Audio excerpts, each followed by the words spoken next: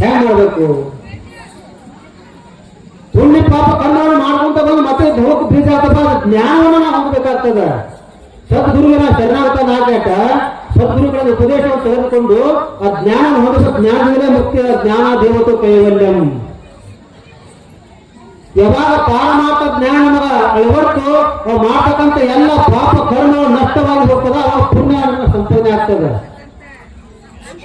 ಜ್ಞಾನಾಗ್ನಿ ಸರ್ವಕರ್ಮಾಣಿ ಭಸ್ಮಸಾತ್ ಕೃತಿ ಅರ್ಜುನ. ಆ ಜ್ಞಾನ ಅಂತಕ್ಕಂಥದ್ದು ಪರಿಪೂರ್ಣವಾಗಿ ಅಳವಟ್ಟ ಮೇಲೆ ಎಲ್ಲ ಕರ್ಮಗಳು ಪಾಪಗಳು ನಷ್ಟವಾಗಿ ಹೋಗ್ತವ. ಅದೇ ಮುಂಡಕೋಪನಿಷತ್ತು ಹೇಳ್ತದ, ಸಯೋಹವೈತ ಪರಮಂ ಬ್ರಹ್ಮವೇದ ಬ್ರಹ್ಮೈವ ಭವತಿ ನಾಶಾವಿತ್ಕುಲೆ ಬ್ರಹ್ಮ ಭವತಿ ತರತಿ ಶೋಕಂ ತರತಿ ಪಾಪ್ಮಾನಂ ಗುಹಾ ಗ್ರಂಥಿಭ್ಯೋ ವಿಮುಕ್ತ ಅಮೃತೋ ಭವತಿ ಅಂತ. ಯಾವಾಗ ನಮಗ ಆತ್ಮಜ್ಞಾನ ನಮ್ಮ ಸ್ವಸ್ವರೂಪ ಜ್ಞಾನ ಅಳವಟ್ಟು ಅವಾಗ ಏನಾಗ್ತದಪ್ಪ ಅಂತಾರೆ, ನಮಗೆಲ್ಲ ಪಾಪಗಳು ಕಷ್ಟಗಳು ಕರ್ಮಗಳು ನಷ್ಟವಾಗಿ ಹೋಗ್ತವ. ತೋರ್ತಕ್ಕಂಥ ಎಲ್ಲ ಆ ಪರಬ್ರಹ್ಮ ಸ್ವರೂಪವಾಗೇ ತೋರ್ತದ. ಅದು ದೃಷ್ಟಾಂತವನ್ನು ಕೊಡ್ತದ ಉಪನಿಷತ್ತು. ಹೆಂಗ ಆತ್ಮಜ್ಞಾನ ಆಗಿರ್ತಕ್ಕಂಥ ವ್ಯಕ್ತಿ ಹೆಂಗ್ ಇರ್ತಾರಪ್ಪ ಅಂತಂದ್ರ, ಇದು ಉಪ್ಪಿನಿಂದ ತಯಾರಾಗಿರ್ತಕ್ಕಂತಹ ಗೊಂಬೆ ತನ್ನ ಮೂಲ ಸ್ವರೂಪ ಯಾವ ಸಮುದ್ರವನ್ನು ಹಣಿಗಾಗ್ಲಿಕ್ಕೆ ಹೋಗ್ತಪ್ಪ ಅಂತಾರೆ, ಹೆಂಗ ಸಮುದ್ರದ ಸ್ವರೂಪವೇ ಆಗಿರ್ತದೋ ಹಂಗ ಜ್ಞಾನವನ್ನು ಹೊಂದಿರತಕ್ಕಂತಹ ಜ್ಞಾನಿ ಪುರುಷ ಆ ಪರಬ್ರಹ್ಮದ ಸ್ವರೂಪವೇ ಆಗಿರ್ತಾನ. ಅದೇ ಪುಣ್ಯಾತ್ಮರೇ, ಅನೇಕ ರೀತಿಯ ಕಷ್ಟಗಳ ಜೀವನಗಳು ಬರ್ತಾವ, ಅನೇಕ ರೀತಿಯ ಸಮಸ್ಯೆಗಳ ಬರ್ತಾವ. ಹೊಳೆ ನಾವು ಸಂಸಾರ ಮೂಲಕ ನಾವು ಬಂದಿದ್ದ ಆಗಬೇಕು, ನಮಗೆ ಮುಕ್ತಿ ಅಂತಕ್ಕಂಥದ್ದು ಸಿಗೋದಿಲ್ಲ.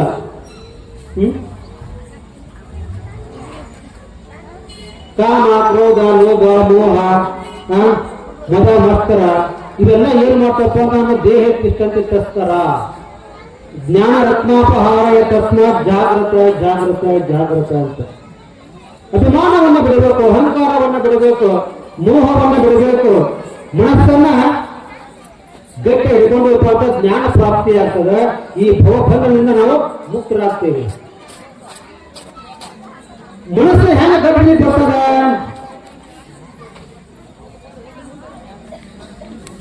ಭಗವದ್ಗೀತೆ ಕೃಷ್ಣ ಪರಮಾತ್ಮ ಅರ್ಜುನಿಗೆ ಉಪದೇಶ ಮಾಡ್ತಾನ. ಅಲ್ಲೂ ಅರ್ಜುನ, ಇವ್ರ ಜ್ಞಾನ ಪ್ರಾಪ್ತಿ ಆಗಬೇಕಾಗಿತ್ತಪ್ಪ ಅಂತಂದ್ರ ಮನಸ್ಸನ್ನ ನಿಯಂತ್ರಣ ಮಾಡು, ನಿಯಂತ್ರಣ ಮಾಡು. ಅರ್ಜುನ ಅಂತಾನ, ಅಲ್ಲಿ ಪರಮಾತ್ಮ ಮನಸ್ಸು ಹೆಂಗ್ ನಿಯಂತ್ರಣ ಮಾಡ್ಲಿಕ್ಕೆ ಬರ್ತದ?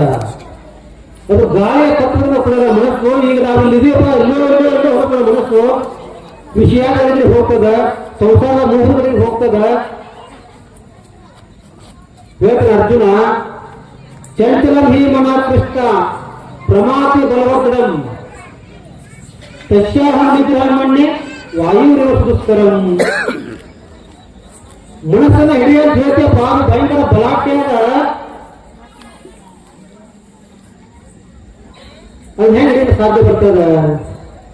ಸಾಧ್ಯ ಆಗ್ತದ? ಅವಾಗ ಕೃಷ್ಣ ಪರಮಾತ್ಮ ಹೇಳ್ತಾನ, ಅಸಂಶಯ ಮಹಾಭಾವ ಮನೋ ದುರ್ನಿಗ್ರಹಂ ತಸ್ಯಾಹಂ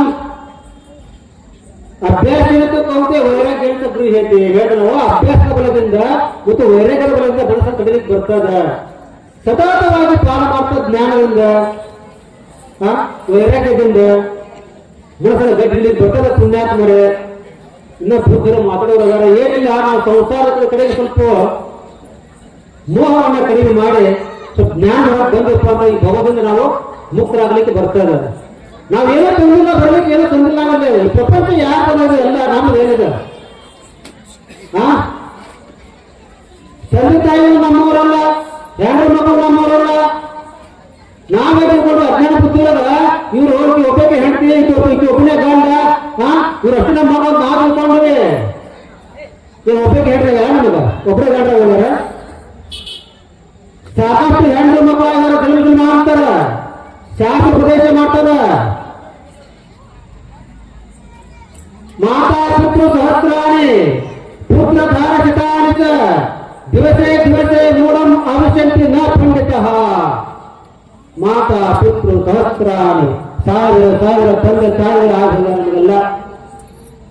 ಇವರೊಬ್ಬರು ಕವಿತಾ ಇಲ್ಲಿ ಪುತ್ರ ಧಾರಶತಾನಿ ಚ ಹೆಂಡ್ರು ಸಾವಿರಾರು ಹೆಂಡತಿ ಮಕ್ಕಳು ನೂರಾರು ಹೆಣ್ಣು ಮಕ್ಕಳು ಆಗಿದ್ದಾರೆ. ಈಗ ಒಬ್ಬಕ್ಕೆ ಹೆಂಡತಿ ಒಬ್ಬನ ಗಂಡ ಹಂಗೆ ಯಾಕೆ ಕೊಡ್ತಾರ? ದಿವಸೇ ದಿವಸೇ ಮೂಢಂ ಆವಿಷ್ಯಂತೆ ಮೂಢರು ಅಜ್ಞಾನಿಗಳು ತಿಳ್ಕೊಂತಾರೆ ವಿನಃ ನ ಪಂಡಿತ. ಪಂಡಿತರು ತಿಳ್ಕೊಳ್ಳಿಲ್ಲ. ಹೌದಲ್ಲ? ಯಾರು ತಂದೆ ತಾಯಿ? ಯಾರು? ಪರಮಾತ್ಮ ತಂದೆ ತಾಯಿ. ನಮಗ ಎಲ್ಲ ಸಂಪತ್ತು ಅಖಿಲಾಂಡ ಕೋಟಿ ಎಲ್ಲ ಜೀವ ಪ್ರಪಂಚ ಪರಮಾತ್ಮನದೇ ಎಲ್ಲ. ಜೀವನೋಗೆ ಜೀವಭೂತ ಸನಾತನಃ ಜಗತ ಮಾತಾ ಧಾತ ಪಿತಾಮಹ ಅಹಮೇವ ಪರಮಾತ್ಮ. ಇದೆಲ್ಲ ನನ್ನ ಪ್ರಪಂಚ. ಜಗತ್ತಿಗೆ ತಂದೆ ನಾನು, ತಾಯಿ ನಾನು, ಬಂಧು ನಾನು, ಎಲ್ಲ ಪರಮಾತ್ಮ ಮಕ್ಕಳು ನಾವೆಲ್ಲ. ಹೀಗೆ ಸಂಸಾರವನ್ನು ಸ್ವಲ್ಪ ಮಾಡಿ ಪೂರ ಹಂಡೋಬೇಡ. ಯಾವುದು ನಾನು ಬಲ್ಲ ಅಂತಕ್ಕಂಥ ಭಾವದಿಂದ ಪರಮಾತ್ಮ ಚಿಂತನೆಯನ್ನು ಮಾಡ್ರಿ. ಎಲ್ಲ ಈಶ್ವರ ಎಲ್ಲ ಪ್ರಪಂಚ ಪರಮಾತ್ಮದು. ಹೀಗಾಗಿ ಆ ಪರಮಾತ್ಮ ಚಿಂತನೆ ಒಳಗ ಆಧ್ಯಾತ್ಮಿಕ ಜ್ಞಾನವನ್ನು ಹೊಂದಿಯಪ್ಪ ಅಂತಂದ್ರೆ ಈ ಭವದುಃಖದಿಂದ ಪಾರಾಗಲಿಕ್ಕೆ ಬರ್ತದೆ ಪುಣ್ಯಾತ್ಮರೇ. ನಾನು ಅಂತಕ್ಕಂಥ ಅಹಂಕಾರ ಮಮಕಾರವನ್ನು ಬಿಡಬೇಕಾಗ್ತದೆ. ಬರೇ ನಾನು ಅಂದ್ಕೊಂಡು ಹೊರಟಪ್ಪ ಅಂತಾರೆ ನರಕ ಪ್ರಾಪ್ತಿ ಅದ. ದೇಹಾತ್ಮ ಬುದ್ಧಿ ಪಾಪಂ ನತದ್ಗತ ಗೋದ ಕೋಟಿಭಿ ಆತ್ಮ ಬುದ್ಧಿಜಂ ಪುಣ್ಯಂ ನ ಭೂತೋ ನ ಭವಿಷ್ಯತಿ ಅಂತ. ದೇಹ ನಂದು ಅನ್ಕೊಂತ ಹೊಂಟ್ರಪ್ಪ ಅಂತಂದ್ರ ಎಲ್ಲರೂ ನಂದು ಹೊಂಟ್ರಪ್ಪ ಅಂತಾರೆ ಸಾವಿರ ಸಾವಿರ ಗೋ ಅಂತಷ್ಟು ಪಾಪ ಹತ್ತದ. ಆತ್ಮವೇ ನಾನು, ಆ ಪರಬ್ರಹ್ಮ ಸ್ವರೂಪವೇ ನಾನು ಇದ್ದೇನೆ ಅಂತಕ್ಕಂತಹ ಜ್ಞಾನ ಯಾರಿಗೆ ಪ್ರಾಪ್ತ ಆಗ್ತದೆ? ಅವ್ರಿಗೆ ನ ಭೂತೋ ನ ಭವಿಷ್ಯತಿ. ಅವರಿಗೆ ಹುಟ್ಟೂ ಇಲ್ಲ ಸಾವೂ ಇಲ್ಲ, ಅವರಿಗೆ ಮುಕ್ತಾಗ್ತಾರ ಅಂತಕ್ಕಂಥ ಮಾತನ್ನು ಹೇಳ್ತಾ ಪುಣ್ಯಾತ್ಮರೇ. ದೇಹ ನಾಶವಾಗಿ ಹೋಗ್ತಕ್ಕಂಥ ದೇಹ ಇದು ಸದ್ಭಾವಗಳು ಕೊಡ್ತಕ್ಕಂಥ ದೇಹ. ಅಸ್ಥಿತೆ ಜಾಯತೆ ವರ್ಧತೆ ಪರಿಣಮತೆ ಅಪೇಕ್ಷತೆ ವಿನಶ್ಯತೆ ಅಂತ ನಾಶವಾಗಿ ಹೋಗ್ತದೆ ಶರೀರ.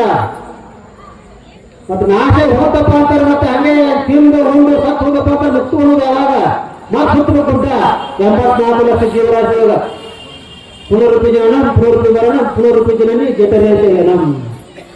ಹಂಗೆ ಹುಟ್ಟಿದಾಗ ಸಾಯಾಗ ಸತ್ಯಾಕ ಹುಟ್ಟಾಕ ಜೊತೆಗೆ ಆಗಬಾರ್ದು. ಶರೀರ ಇವತ್ತಿರ್ತದ ಈ ಸದ್ಯ ಹೋಗ್ತದೆ, ಗ್ಯಾರಂಟಿ ಇಲ್ಲ.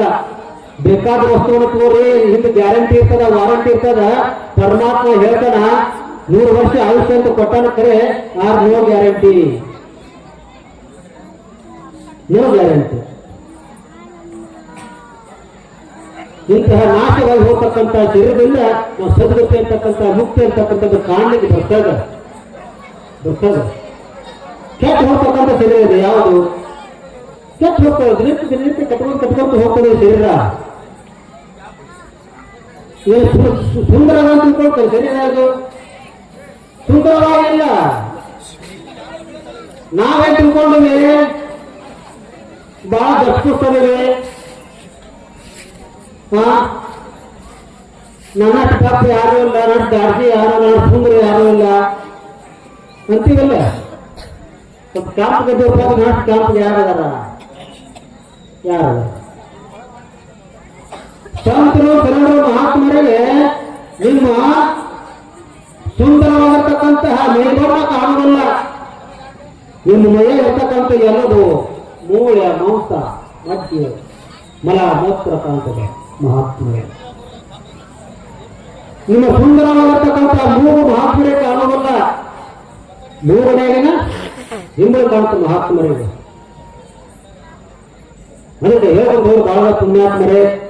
ಏನಪ್ಪ ಅಂತಂದ್ರ ಎಲ್ಲ ಮಲಮೂತ್ರ ಕೊಡ್ತಕ್ಕಂಥ ಶರೀರ ಇದು ನಾಟಕಗಳು ಕೂಡುವುದೊಳಗ ಸದ್ಗತಿಯನ್ನು ಕಾಣಬೇಕಂತಕ್ಕಂಥ ವಿಷಯವನ್ನು ಬಹಳ ಸುಂದರವಾಗಿ ಇಟ್ಕೊಂಡಿದ್ದೀರಿ. ಆ ಶಂಕರ ನೋಡಿದ ಎಲ್ಲ ಪರಿಭವದ ಬಾಧೆಯನ್ನು ಕೃಪೆ ಮಾಡಬೇಕಲ್ಲ ದಯವಿಟ್ಟು ಶಂಕರ. ಹಸಿವು ತುಷಗಳ ಬಾಧೆ, ವ್ಯಸನ ವೀರರ ಬಾಧೆ ಮತ್ತೆ ಎಲ್ಲ ಬರ್ತವು. ಏನಪ್ಪ ಸತ್ವವನ್ನು ಶರಣಾರ್ಥ ನಾಟ್ಯಾಟ ಜ್ಞಾನವನ್ನು ಹೊಂದಿಕೊಂಡು ಪರಮಾಣ ಪ್ರಾಪ್ತಿ ಇರ್ತಕ್ಕಂತಹ ಮುಕ್ತಿಯನ್ನು ಹೊಂದಿ ನಮ್ಮ ಆದ್ಯ ಕರ್ತವ್ಯ ಅದ. ಏನು ಬಯಸಿದ್ರೆ ಏನು ಮಾಡಿದ್ರೆ ಯಾರು ಏನು ಒಯ್ಯಕ್ಕೆ ಸಾಧ್ಯವೇ ಇಲ್ಲ. ಎಲ್ಲ ಇಲ್ಲೇ ಬಿಟ್ಟು ಹೋಗ್ತಾರ. ನಮ್ಮ ಹಿಂದೆ ಹೋಗಿ ಯಾವ ಧರ್ಮ ಮತ್ತು ಕೀರ್ತಿ ಈ ಎರಡೇ ಬರ್ತಾವ. ಪ್ರೇಮದಿಂದ ಬದುಕೋದದ, ಪ್ರೇಮದಿಂದ ಧ್ಯಾನ ಮಾಡೋದದ, ಪ್ರೇಮದಿಂದ ಸದ್ಗುರು ಕರ್ನಾಟಕನ ಆಗೋದದ. ಇದು ಒಂದೇ ಕೆಲಸ ಬಿಟ್ಟರೆ ಮತ್ತೊಂದು ಏನು ಮನುಷ್ಯನಿಗೆ ಇಲ್ಲ. ಏನು ಅಸ್ಥಿರಂ ಜೀವಿತಂ ಲೋಕೆ ಅಸ್ಥಿರಂ ಧನಯೋಗಂ ಅಸ್ಥಿರಂ ಪುತ್ರ ಧಾರಾಭ್ಯಂ.